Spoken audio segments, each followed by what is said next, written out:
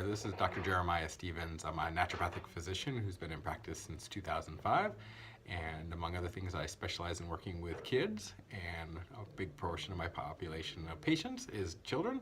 And so I created this video series to talk about issues pertaining to our children's health and how we can keep them healthier. Today I wanted to talk about stress and stress in our children, and unfortunately it's a topic that's more and more relevant as we go along here. So I think we just seen a lot of strain and stress among our children. So this is a talk I've given to different companies and organizations, and it's mostly focused for adults, but I thought it was pretty relevant for our children as well, and how we can help them with stress and overcoming some of the challenges that we're seeing here. So again, I want this to be a conversation, so if you have any questions, comments, or things to add to the discussion, and we can kind of go forward from there. If you have any ideas for other topics you'd like me to talk about relating to kids' wellness and health, then definitely leave me a message on that too. Alrighty, so I want to talk about stress, like I said, and I'll give you 10 bonus internet points for anyone who knows who coined the term stress and as far as population. So 3, 2, 1. All right, anyone got it? Anyways, it was an endocrinologist. His name was Hans Selye. He was from Austria, but then he moved to Canada, and he did a lot of pioneering research in what we call stress and stress management, and something he called the general adaptation syndrome, which is essentially kind of, I think, related to how our adrenal system functions. And so a lot of what we're going to talk today about with stress is how our adrenals work. And our adrenals are our organs that help us function through stress. And so I think a lot of our adrenal systems in this country, a lot of different peoples are having extra stress and having a difficult time keeping up with the demands of modern culture. So again, we're going to talk about what we can do about it. But first I wanted to talk a little bit about what stress is.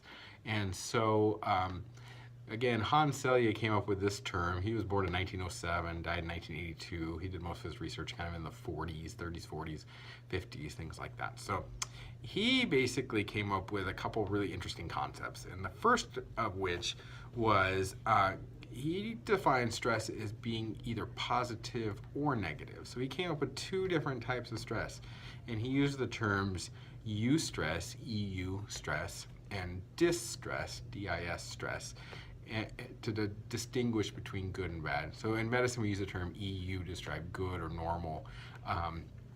Like an example would be thyroid. If someone's thyroid is low, we say hypothyroid. If it's high, we say hyper. If it's normal, we say they have euthyroid. So EU just means normal. And this is an interesting concept because most of us, I think, when we think of stress, we think of it as just a negative concept. It's something bad.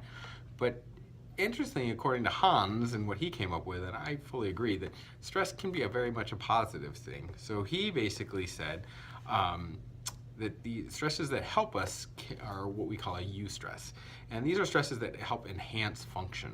So some different examples would be like if you're chopping wood all a long time, at first it may be very hard, but if you do it for several days in a row, you start getting stronger, your muscles get bigger, and you're able to do more quicker. So again, adding a stress to our body, this physical exertional stress, will actually make our body stronger and be more able to compensate for that. And so that can be an example of a positive stress.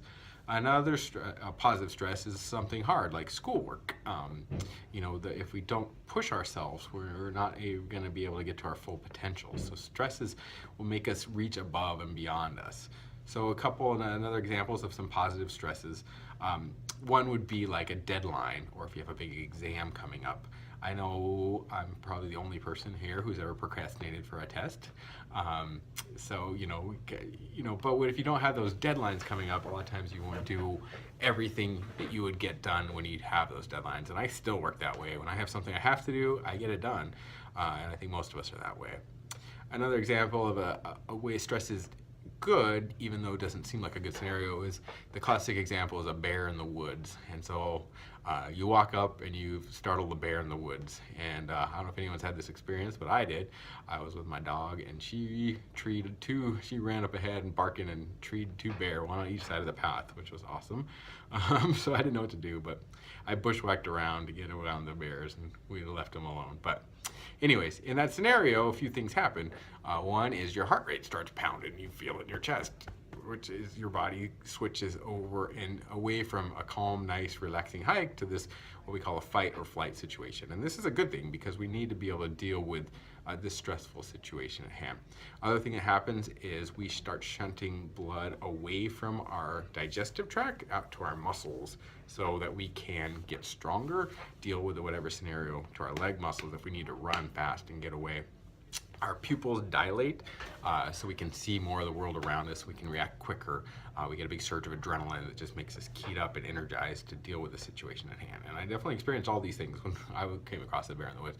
And again, this is a good stress actually because it's a survival mechanism to be able to deal with the situation, move on, and go forward from there. So that is a good thing.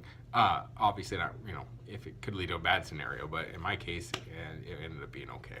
So again, we want this to happen. We want when we have a stress or a deadline or something big in our situation to be able to get up to the challenge, rise, and then after it's gone to be able to calm down and reach back to our baseline resting pulse, back to digestive states, things like that. So that is what I would say a eustress is. A distress is when it becomes not healthy anymore. And if stress is going on and on and on, and becomes persistent stress, that often is when a scenario we start calling it a distress.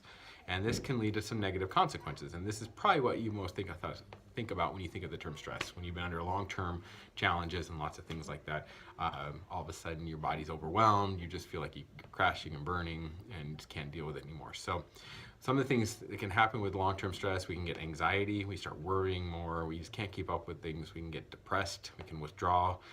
These are different coping mechanisms that our body will kind of go into.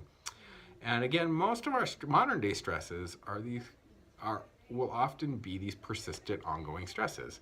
And for us adults, it can be things like money worries, family worries, things like that. But for our kids, we're seeing it can be the same, similar things. They have struggles at school, and it's just a consistent stress. They can have social struggles, things like that.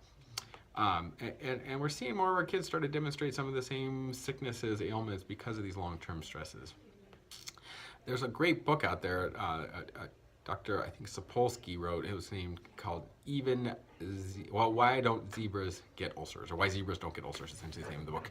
And his concept was, again, animal stresses are more of that quick variety, this bear in the woods scenario where you get all keyed up and then you run away and then you calm back down. But our stresses don't go away that quickly, and we're often going on and on and on, and that can lead to health consequences, one of which being ulcers.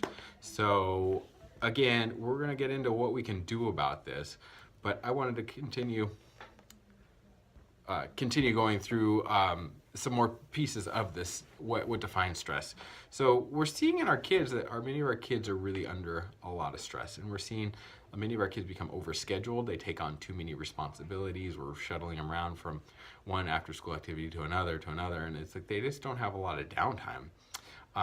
And sometimes these stresses can be too much pressure on kids.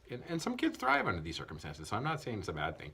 Some kids, they really want to do all these things, and so that's great if your kid's doing well. But if we're starting to see some frays around the edges and some cracks and things like that, then maybe we need to investigate. Is this really the best scenario for our children?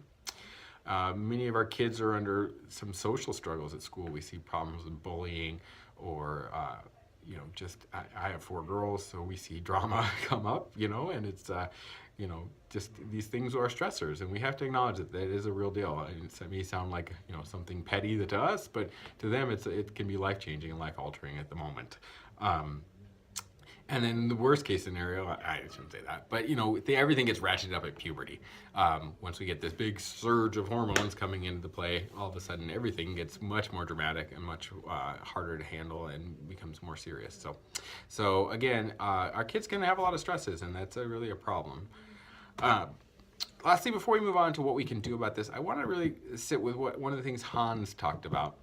And he talked about that there is a distinction going back to whether an event is a eustress or a distress is not necessarily the event itself. It's more how we frame the event. And I think this is a really key concept to stress. And it is something I think that we can start to impart into our children on how they can be stronger and more able to adapt. So again, it's not, 2 people can have the exact same stress come in, say a big test coming up. One person can see the stress is just, the test coming up is just an overwhelming situation. One more thing, oh, I already had 47 things to do, I can't deal with this is too much, and just kind of wilt under the pressure. Another person can get excited and be like, okay, I can do this is a challenge I'm going to overcome. And this is really a key piece of this whole scenario, is if how you define a stress determines whether it's going to be a positive stress or a negative stress.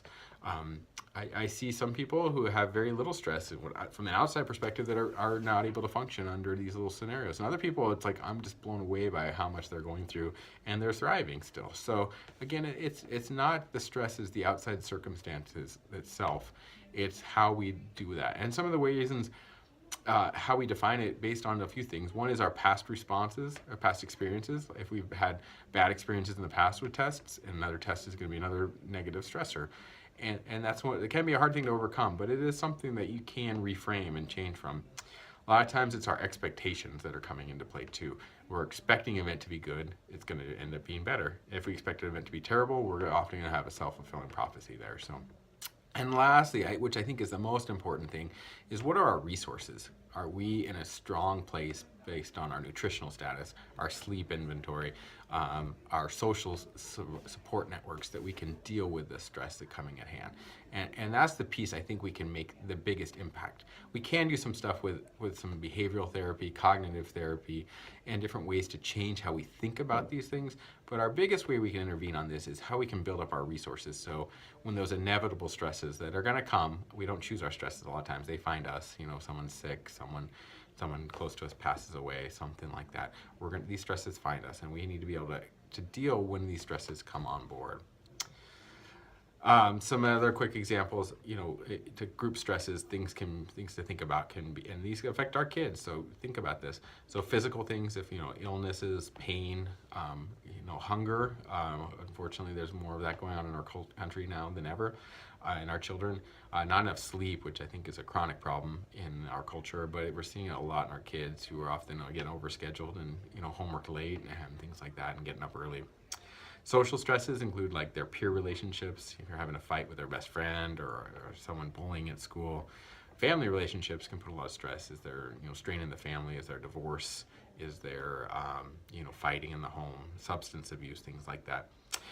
Death or loss, something like that. And then life experiences, changing schools, being stuck in a poverty cycle, addictions, deadlines, exams, all these things can be different types of stresses. So again, think about your kid, think about the type of stress that they may be under, and is there some ways we can help them deal with this?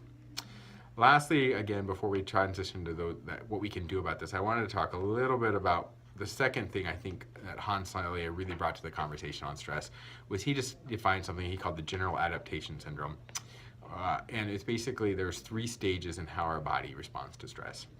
He called it stage 1 alarm, stage 2 is resistance, and then the final stage, which we don't want to get to, is the exhaustion stage. So stage 1 is what he called the alarm stage, and this is a stage that's really like that bear in the woods scenario we talked about. It's an adrenaline situation where you get a surge of adrenaline happens and we get all these just body effects. And this is actually a positive scenario, excuse me, that is a good thing. We need to be able to get up for these stresses and deal with the scenario at hand, and then we should be able to calm back down. So stage 1 is a completely normal, it's what we want to happen, but we don't want to stay in stage 1 very long, because that'll turn us to bend over into stages 2 and 3. Stage 1 should come up, we deal with the situation, the crisis at hand, and then we come back down to our resting baseline. And so that's what we want to do.